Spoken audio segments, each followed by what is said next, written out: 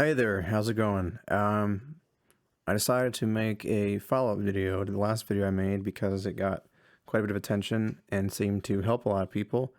And I actually almost had to make this video like 3 times due to technical issues, so I'm hoping this time won't be the last. Um, I just want to give you a little update. A lot of people were asking kind of how I'm doing since I posted that and kind of just in general. I'm going to answer all these questions in depth. I'm going to be using the YouTube comments to answer these questions from what people posted there. But to give you a little update, I would say I'm doing great as far as the ears go. It's not necessarily applicable to everything, but as far as ears go, I'm doing pretty good. To give you an update kind of where I'm doing, I am studying professional audio through a local community college in an incredible program using state-of-the-art equipment. I'm studying to be an audio engineer and slash producer, I guess you could say. I'm trying to open my own business, an LLC, recording bands, recording everything. Basically, I can get my hands on, make money with. So I'm pursuing audio engineering as a professional career. I work with audio and music every single day. I use headphones all the time. I use monitors. I record loud amps, drums. I still jam here and there. I'm not playing in a band anymore, but that's not because of my hearing issue or anything. It's because of other circumstances. But yeah, I'm doing great. I mean, I mix, I edit, I record, engineer. I mean, I use sound. Sound is my livelihood. So, yeah, I'm great. I do all kinds of stuff. I don't really have any issues. Here and there, if I'm a little sensitive, I'll take a break. It's always good to take breaks, even not so much for sensitivity purposes, but as far as retaining objectivity in a mix or that sort of thing. But yeah, other than that, I'm doing good. I haven't had any issues, knock on wood. I'm interested in doing a live stream. So if that's something you'd be interested in, if this video gets enough attention, if you want to leave that in the comments, I could try doing a live stream video, and you could ask questions on the fly, and I could answer them right there. I'll try to add anything other than that if I think of anything. Let's get started here. So, all right, so let's look at this question from Steve Barrett. It says, "Hi Adam, I appreciate this video. Good to hear stories of success. However, as a musician myself, it's hard to see the way out. 10 years. Any advice on environments that constantly shift suddenly from damaging levels, 85 decibels and over, to normal conversational volume? Were you able to figure out which levels were harmful and which were not in musical environments, or did you have to step away from that in a while?" To answer Steve's question, I'm going to speak in the context that you're having a lot of issues. Like I was when I was first dealing with all this. I mean, I had to step away from going to shows a lot and being around really loud environments for a while. I was still exposed to that stuff inevitably because I was still playing in a band at the time, and because I was choosing to put myself in the situations, because you can call me careless, whatever, but I was just something I wasn't like backing down on. My advice for constantly shifting from damaging levels, I mean, keep earplugs on you, keep earplugs on you, keep, different pairs, different kinds, like have the foam kind, have the, I guess you'd call them musicians' earplugs, they're called high fidelity earplugs. Block 15 decibels or so. You can still hear things pretty clearly. They don't block as much as you'd want for like power drilling or something like that loud, but good for unpredictable environments. I typically would bring both pairs, and I still do sometimes depending where I go. They're not as much of a necessity now. I mean, I still wear them. I have to wear them for loud things like drums or loud guitars or jams and that sort of thing, but I don't wear them otherwise unless I'm somewhere that has something pretty significantly loud coming out of some kind of speaker system. Other than that, I don't really need to wear earplugs. I don't really have any issues with noises. I've become a lot more tolerant to loud stuff too, without earplugs. But yeah, I mean, basically, yeah, the advice I'd give is to keep both pairs with you, use them as needed. You know, it's nothing wrong with popping them in if you need them, even if, I mean, my general rule is for anything, when you're dealing with it and when it's pretty severe, if you feel the need to put them in, put them in. If something's bothering you, put them in. You shouldn't rely on them, but there's nothing wrong with doing that when you feel like you need to. As far as figuring out what levels are harmful, I mean, if you're playing in loud bands and musical environments, there's not really, unless you have an SPL meter, a sound pressure level meter, there's not really any way to know specifically. You kind of just have to, you know, use your intuition. I mean, you can pretty much guess any kind of loud amp or drum set's going to be probably above what you need to be around. Just throw in earplugs, don't need to worry about it. That's my answer to that. I stepped, yeah, and if I didn't already cover, yeah, I did step away from it for a while. But I kind of eased my way in back. Now, if I wasn't a serious musician and like serious about music and passionate about it, I probably wouldn't have pushed myself as much to get back to it, or maybe even get back to it at all. But I just kept doing that because I wanted to, and I was willing to accept any kind of limitation. Thankfully, now it's virtually limitless, but yeah, I just ease myself back in. That'd be my advice. Just wear earplugs, take it a step at a time. I mean, and again, general advice, be your own judge, take things, you know, you have to assess the situation where you're at and how you feel. You know, I could sit here and tell you this is fine, blah, blah, blah. But if you feel like you need to put earplugs in, that's fine.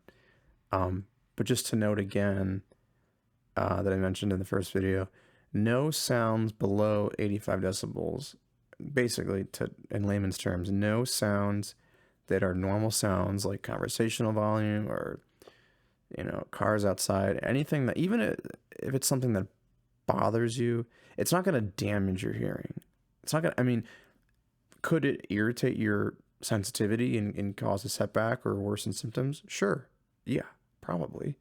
But it's not going to worsen your hearing. Like, as far as physically, it's not going to damage your hair cells in your ear. You'd have to be around something that would damage anyone's hearing, aside from hyperacusis, to damage your hearing. You know, you can probably have a self-explanatory assumption of what kind of sounds that would be. You know, lawnmowers and gunshots and loud amps and guitars, etc., that sort of thing. So that's my answer to that. Go to another question here. Super Hex Mixer. Hex Mixer says, great video. I have severe hyperacusis. What headphones did you find helpful? So I mentioned in the first video a lot of information, so I'm not going to rehash a bunch of things. But the headphones I used, I discovered, are not in service anymore, or they don't make them anymore. They are a pair of Sennheisers. They are what are called, or I'm sorry, they're what are considered on-ear headphones. I think. Yeah, on-ear headphones. And the idea is that they rest next to your ear. I actually don't have a pair of the ones I had with me. I couldn't find them. But basically, on-ear headphones rest next to your ear, and over-ear headphones rest over your ear, like the ones I'm wearing now. You don't want to wear over-ear headphones or earbuds. You want to wear the on-ear headphones to allow for environmental sounds to basically access your ears. You want to be able to hear things around you. So you're getting both the benefit of the pink noise TRT therapy, and you're getting the benefit of having ambient noise around you, because the whole idea of pink noise therapy or sound therapy is essentially desensitization to sounds that are bothering you. It's a slow process of desensitizing and getting your ears used to it again. You know, the ambient noise around you, and I'm assuming, hopefully it's something you can handle. Like, it's just, maybe it's the TV on in the background, maybe it's birds outside, maybe it's someone talking. You know, that's going to help you in addition to the pink noise, it's going to get your ears used to it. So sort of reiterate what I mentioned in the first video, you don't want to have the pink noise cranking in your ears. You don't want it like so it's so loud that even if you're using this kind of headphones, you don't want it so loud that it's the same volume as like whatever you're hearing in the room or where you're at. The idea is that you want to be in a completely silent room and turn them up just to where you can barely hear it, just to where you can just kind of, it passes the threshold of where you can hear it, and then you leave it there and you go do your thing. I mean, you should turn it up a little bit in time as you can handle it, but the idea is not to have it cranked in your ear. The idea is to have it very subtle, and after a while you probably won't even notice it or hear it, and even though you might think, okay, well now I can't hear it at all, it's not doing its job, it's actually still is doing its job. You don't actually necessarily need to objectively hear it once it's going. That's the same idea, I believe, with the tinnitus retraining therapy, is that you would kind of, it's kind of, I can't think of the real word for it, but essentially tuning out the ear ringing, tinnitus. I'd say at the end of the day, however, despite that, having some version of pink noise is better than not having any. But, you know, don't use Beats, you know, whatever, like Skull Candy. I mean, I would really recommend against using that stuff. If you can't, just try to find something just like this. Something just like that. That's my recommendation. Another thing I want to mention is that I'm going to have the pink noise that I used was a pink noise CD from the Hyperacusis Network when I bought the CD from them a few years ago, and it was shipped to my house, and it included a packet of information that explained how to use the how to use the pink noise, and sort of answering a lot of these questions that you'd have, basic run-of-the-mill stuff. A lot of stuff I probably covered in the first video, but I'm going to include the link to the pink noise that I use and that I recommend you use in the description, and I will also include within that link a PDF copy of that packet information that I scanned that came with the CD. So I really recommend you read that PDF and you use that CD for pink noise. So that's that. But yeah, let's go to another question here. Lewis says, did you see a neurologist or a doctor, or just follow the book recommendations? I didn't see a neurologist.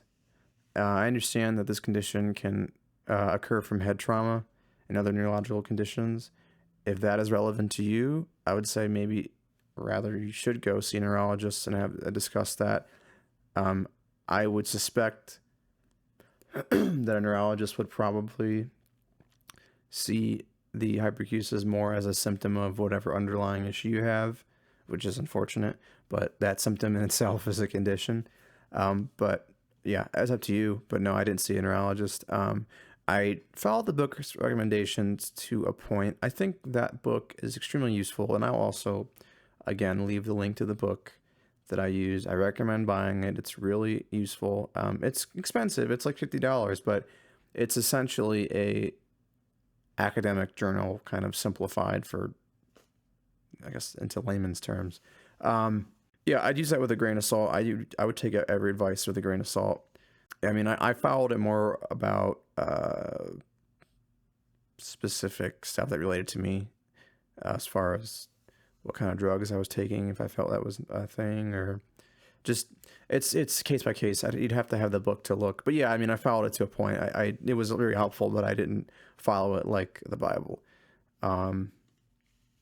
As far as regular seeing doctors, I saw several audiologists and I believe some ENTs when I first had the condition. Unfortunately, they were not helpful very much at all. In fact, a lot of them told me misinformation, told me it was basically not going to go away, or, you know, they weren't really familiar with the issue. I mean, if they were, they had nothing to say about it. So I see a lot of people talking about the same thing happened to them and saying that, you know, oh, well, audiologist told me that, you know, this is forever and that nothing can help and blah, blah, blah. But that's not true. You just need to find someone that is knowledgeable in that regard. I didn't have anyone near me that was knowledgeable in that regard, and I didn't have anyone near me that offered the actual TRT therapy. which is why I opted for doing the pink noise therapy, and it's much more affordable, which I imagine a lot of reason people do it. But I ended up trying to contact people out of state and that sort of thing. But I mean, at the end of the day, I kind of just couldn't really find anyone, so I just did my own thing. But if you can find somebody, that's great. I wouldn't argue against it, but I would say don't feel completely discouraged if you can't find anybody, because it would appear most audiologists and ENTs are not super knowledgeable with the subject. I'm going to take a look at another question here. Andrew Alley is asking about the headphones. Yeah, like it's expired. Specific pink noise recommend. I recommend using the pink noise from the CD, the WAV file that I will provide. It's an hour long. You can, at the end of the day, like I said, something's better than nothing. You can use pink noise, I guess wherever you find it, if you must, but I recommend sticking to pink noise files that are considered high quality lossless audio. That would be a WAV file, WAV, or a FLAC file, FLAC. But most people will be familiar with WAV and only have access to that. No, anything on YouTube is not going to have anything that quality. I mean, if it's all you have, it's better than nothing. But I'd try not to use YouTube, because YouTube's compression degrades the audio quality. It's probably the equivalent of an MP3, which is not good. You don't want to use MP3 files either. But like I said, I guess to summarize it, if you can, use something off a CD and or a WAV file. If you have nothing else, YouTube's fine. Just use pink noise and make sure you're not using white noise or something irritating. It's just, and that's also explained in the PDF packet. The idea is that it's something gentle that your ears can handle. It's not going to be harsh and uncomfortable. I'm going to go to another question here. OR Rante 1117 says, did you have ringing in your ears afterwards? I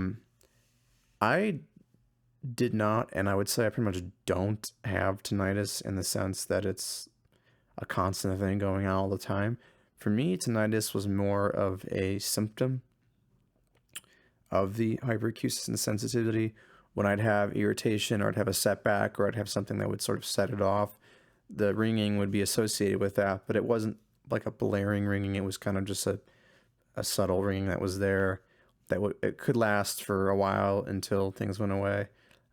Today I don't have any sort of tinnitus unless I'm around something loud for too long, or whatever, and I'm pretty safe about it, so I don't really have any issues with that. But no, I didn't really have ringing.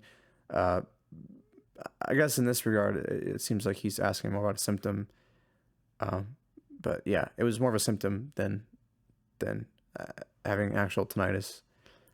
Yeah, so let's go to another question here.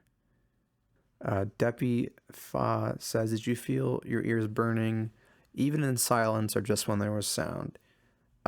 I did experience ear burning. That was probably one of the most common things I experienced, was like burning and itching, in addition to the fullness. I experienced it only, I guess, let me put it this way. It was only when it was irritated from sound. So yeah, it was when there was sound, but it was only when it was irritated from sound. Whether that was something like a long exposure after a couple of minutes, hours, etc., or it was something that really set me off, like suddenly loud or whatever.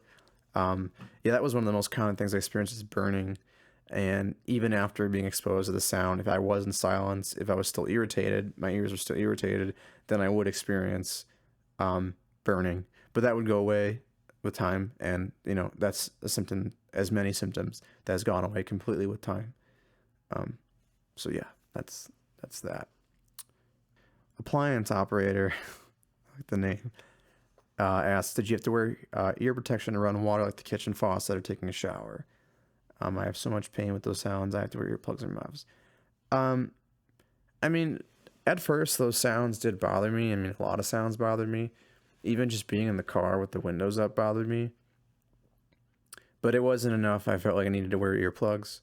And then once learning about the idea of, like I mentioned before, with your ambient environment being beneficial, I did not put earplugs in at all. At very first I did it because I was like, oh my gosh, what's going on? But no, I didn't. But I mean, those things were irritating.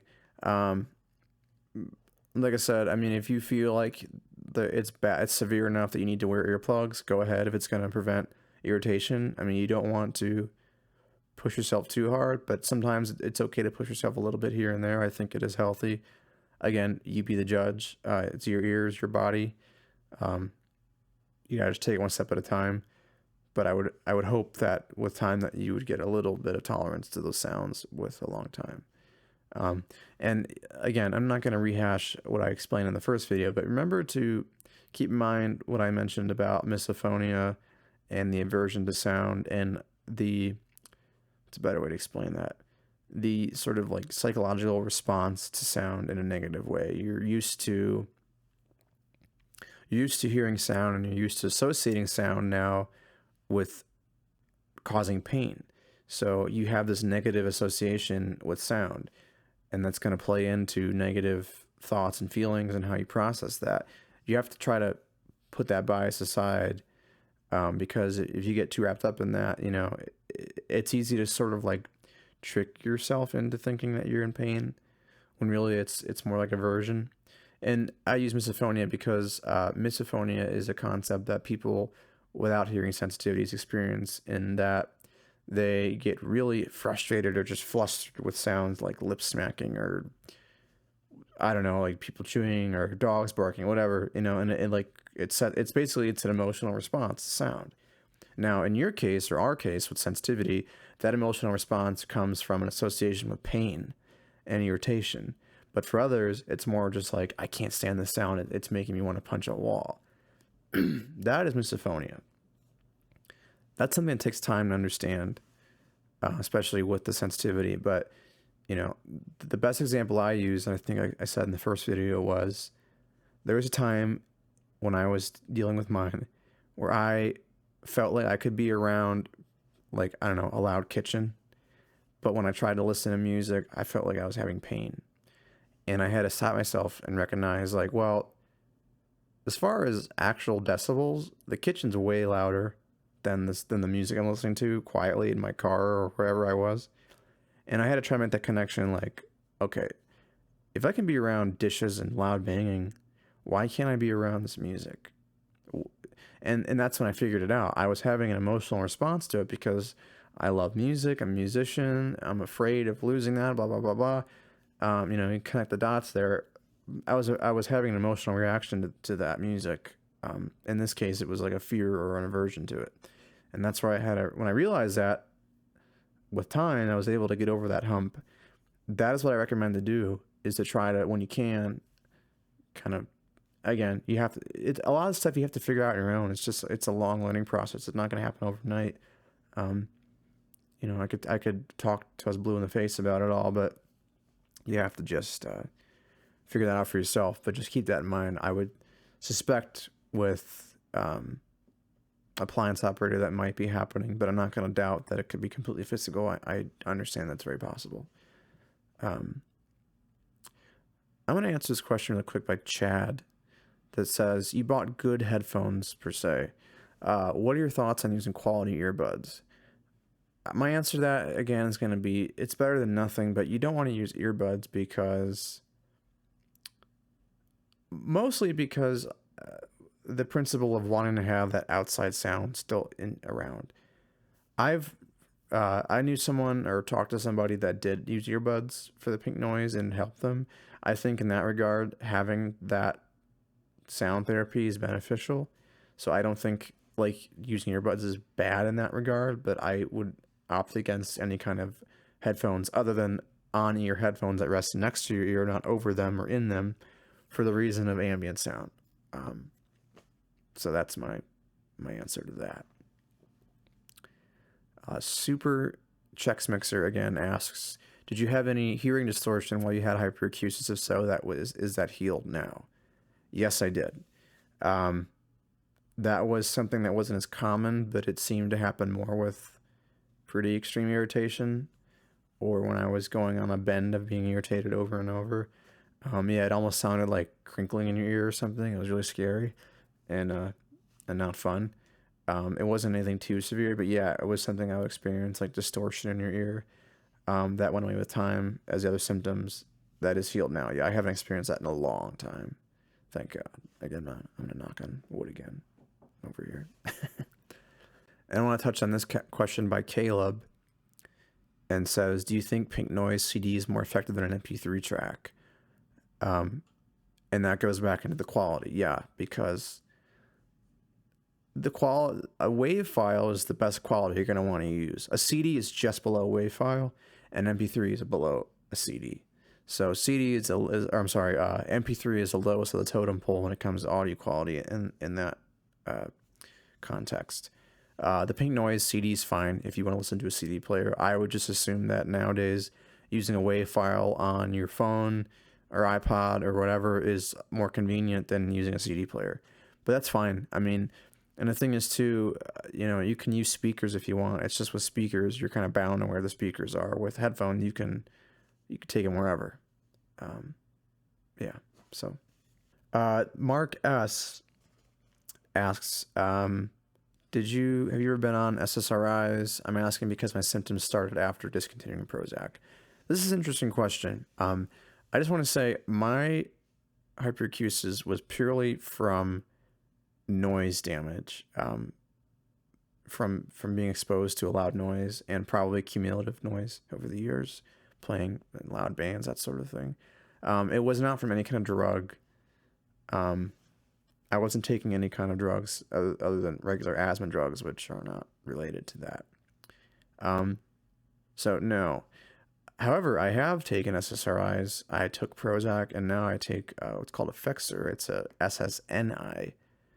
And I did notice with high doses of Prozac that my sensitivity came back a little bit, and it kind of made it worse. That freaked me out enough to want to not take it. Upon stopping the Prozac, it went away. I had that a little bit when I first started this drug, but it's kind of gone away now, and I'm on it and I'm fine. Take that with a grain of salt. Don't freak out and assume that every drug is going to do this. Oh, he said this, so it must be true. I'm not saying you're stupid, whoever's watching, but I come from experience. I know how the vicious cycle of anxiety can do that to you. Everyone's different. That is touched on in the book. The only drug that I know of, I guess from actual evidence gathered, is that I understand from the book that benzodiazepines like Xanax, Valium, whatever, can reduce the brain's ability to be adaptable and plastic, as you'd say, plasticity, brain plasticity. And that can make it harder to recover, and it might interfere with recovery. But again, case by case basis. I've read online a gentleman that said that he took Xanax while he was dealing with his hyperacusis, and if it wasn't for having that quick anxiety relief, he wouldn't have been able to recover. It worked for him. I never took it. I've taken Valium before, briefly. It never did anything. Interacted. I have a drug now I take. It's called Atarax. It's technically an antihistamine, but it's a sedative for anxiety. I take it somewhat here and there. It doesn't have any effect on my ears. There's plenty of drugs that are considered ototoxic. But again, it's like, you have to weigh like technically, I've read, I think like technically Tylenol can be ototoxic, but I mean, the question is how much Tylenol do you actually have to have? I mean, I think I'd be concerned more for your liver before your ears in that regard. Again, you gotta have to weigh, whatever you're doing. I understand some people have different medical problems, and everyone's body's different. For someone, Prozac might be perfect. For me, it really wasn't, as far as the hearing thing or whatever. So that's something you have to judge on your own. So yeah, that's my answer to that. Kat Galland says, did the fullness in your ears go away eventually? Yes, and like I said before, answering the other question, the fullness was one of the most common things I experienced other than the itching and the burning. The fullness was probably the most common symptom I experienced, but yes, it did go away at time. I haven't experienced it in a very long time. And something I want to touch on here, again, not going to get upset about it, but this person named Contrast mentions how there are various forms of hyperacusis. Some get better, some get worse.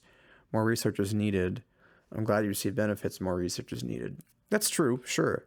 But again, I'm not attesting to be an expert at this. I'm not attesting that my experience is going to be relative to everyone's experience. You know, I mean, that I've said that. I'm not claiming this to say that. So if you're going to get upset about it, sorry, I don't know what to tell you. I mean, whatever. So, this person, Izra, I believe their name is, says, how old were you when you were recovered? Do you have any hearing damage? Actually showing on an audiogram. I was 20 when I got hyperacusis. I wouldn't say I was like fully recovered until I was probably 23, 22, 23. So it took me about 2.5 years to fully recover. I have some slight hearing damage in my left ear. That I'm pretty sure was the case before I had hyperacusis, but it's so subtle that it's not enough that I notice day to day or anything. Other than that, I don't have any major hearing damage. Tariq Kansas, I'm sorry I didn't pronounce that right, says, I'm running from Turkey. How do I beat hyperacusis? Does the pink noise rest from the computer? I mean, to answer his question, and I feel bad, I know a lot of these are kind of old. Yeah, I mean, pink noise from the computer is fine if it's a WAV file, like I said before. You know, if you're using it with a speaker, YouTube's okay, but if you can, opt for that WAV file.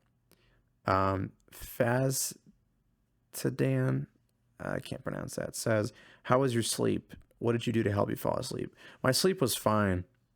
I would use pink noise at night, not with headphones, but I actually had an old sound generator, probably from the 70s that I just happened to find from my grandpa had it, that was designed for tinnitus. Probably not the best as probably some modern ones are, but I did put that on at night, just very lightly. Kind of emulated pink noise. It was supposed to emulate wave sounds, like the ocean's wave sound, but it more sounded like noise. I put that on at night. It helped me fall asleep, and I would find that the nights I had that on all night versus the nights I didn't, I felt like I could actually handle sound a little better the next day. But sleep was fine. DJ Halil says, I think, is your disease gone? Can you listen to music? Can you play drums, bass, guitar again? Yes. Please answer me. I'm answering you. Yes. I would say it's 95% gone. I still have it. I always will have it. I always have to put in earplugs with drums. I'm very careful about that, especially with loud going to shows, that sort of thing. But yes, I'm fine as far as being able to play drums. I'm working on an album now. I recorded the drums myself. I played the drums on the record. No problem. I just made sure I had the earmuffs on. I play guitar probably almost every single day. Keyboard, piano, grand piano, organ, you name it. Yeah, I could play all of it. No problem. It's fine. Ahmad, I believe the name is. And I'm sorry for everyone if I'm butchering your usernames or real names. Is it wrong to hear pink noise through wireless headphones? That's fine. I mean, I never use wireless headphones. I assume wireless headphones work by Bluetooth probably.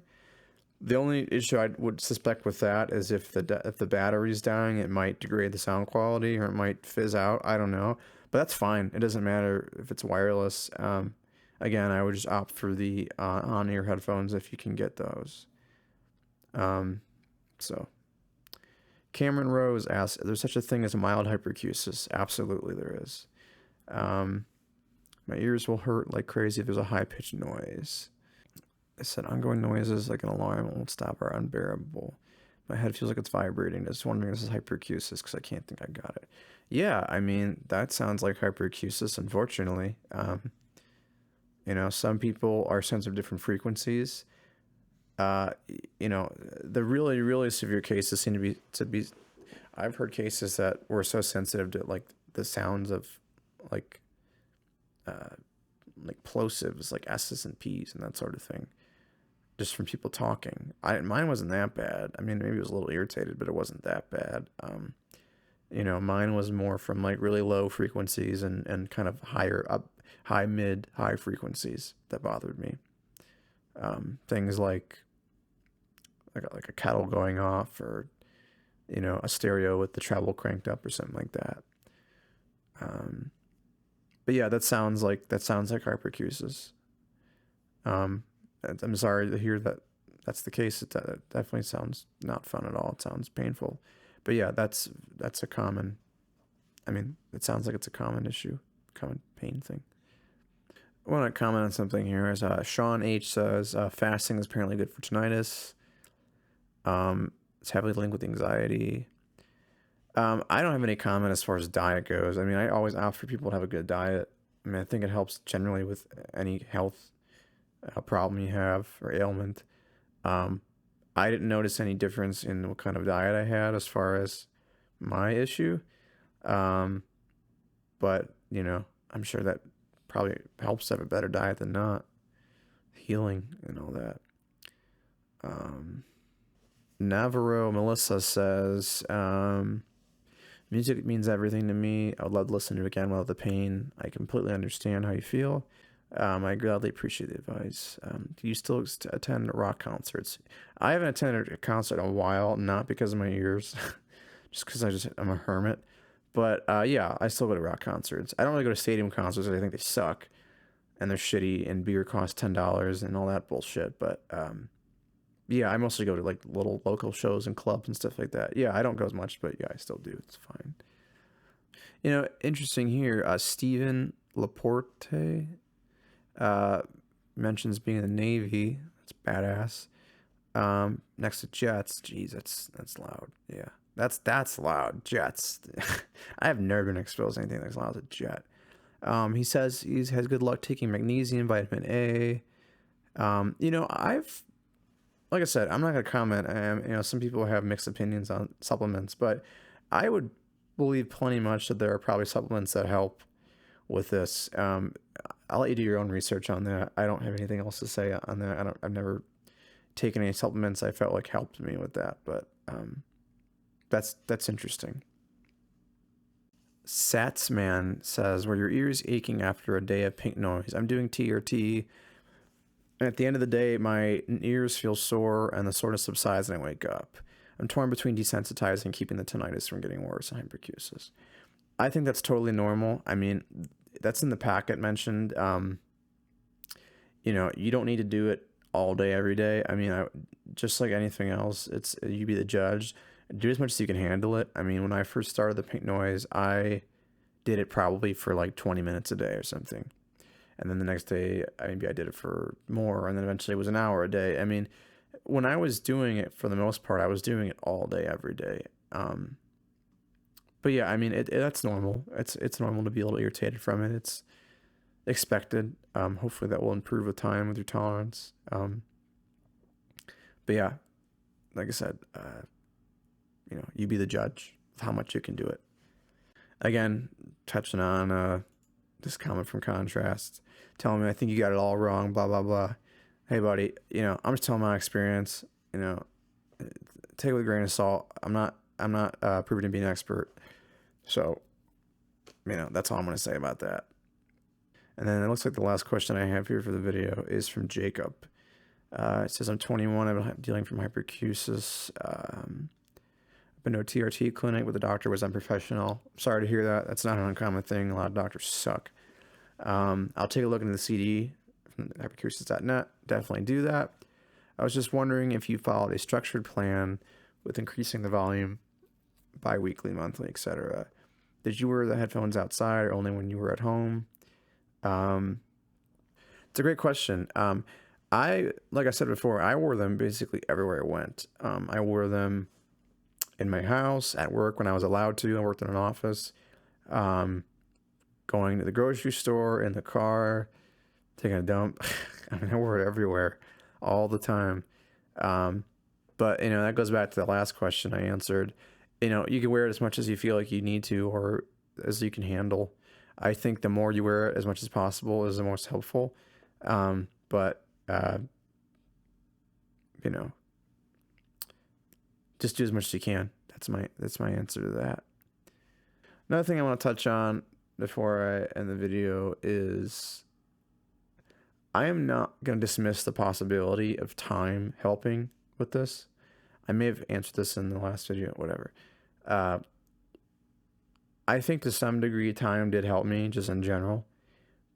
Some people argue, the other guy knocking on my videos would probably argue the same thing, that it has nothing to do with pink noise, it's all time. It's possible, but I didn't feel like I actually started to recover until I did the pink noise. Maybe I would have recovered eventually in time, but I felt like doing it with pink noise made it help me recover faster. So I don't know. I'm just gonna put that out there. I'm sure it's possible. A lot of things are possible, but I'm just answering from my experiences. So that seems to be about all the comments here. I felt like relevant to answer. Like I said, if you guys feel like, if anyone watches this and it gets enough attention, that a live stream would be something you're interested in, I'm totally cool with doing a live stream. You guys can just talk in the chat and YouTube, and I'll try to answer questions as needed. Other than that, I probably won't make another video. It seems like I've tried to answer the general things. Maybe I'll make like an FAQ or something somewhere. But like I said, I'm not pretending to be an expert. There's a lot of folks on the internet and in the world that have dealt with with hyperacusis and similar stuff, and they probably will say a lot of the same things. I just figured, you know, try to touch on my experiences since it was helpful. So hope you're all doing well. Sorry I took like a year or whatever, or 2 to follow up the video, but I guess better late than never. Hope it helps somewhat. Leave some comments, critiques, except critiquing me being all wrong, because I'm not telling you I know for sure. You can piss off with those comments, but any of the comments of critique are welcome. So that's all for now. Okay, maybe hear from you soon, whatever. So bye.